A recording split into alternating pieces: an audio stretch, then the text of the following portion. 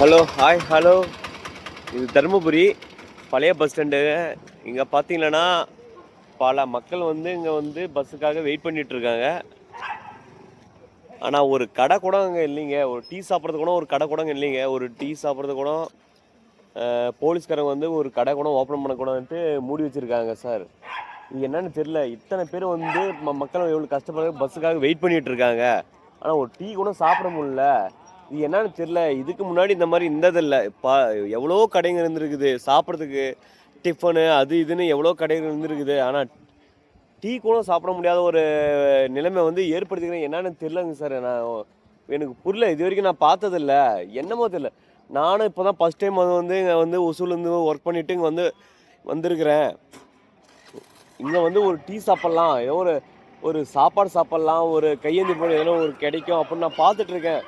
ஒரே ஒரு கடை கூட ஓப்பன்ல சார். எல்லா கடையும் க்ளோஸா இருக்குது. என்னன்னு தெரியல எனக்கு.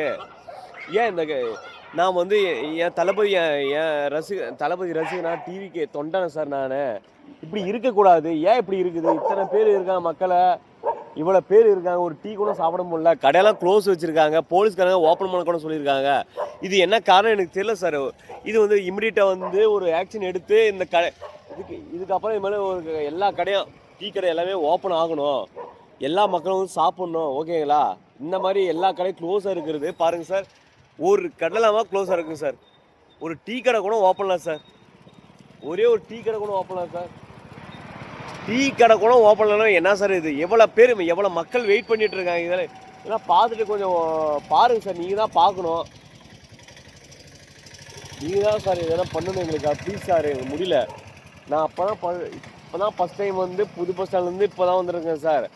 இப்படி இவ்வளோ மக்கள் இருக்கிற இடத்துல ஒரு டீ கடை கூட இல்லைன்னா எவ்வளோ ஒரு கஷ்டம் இப்போ தான் சார் தெரியுது.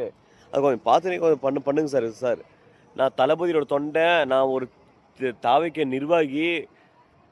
டிவிக்கே என் தளபதியோட ரசிகன் அப்படின்னு சொல்கிறேன் சார். கண்டிப்பாக என் அண்ணன் சார் அவர். என் தளபதி சார் அவர்.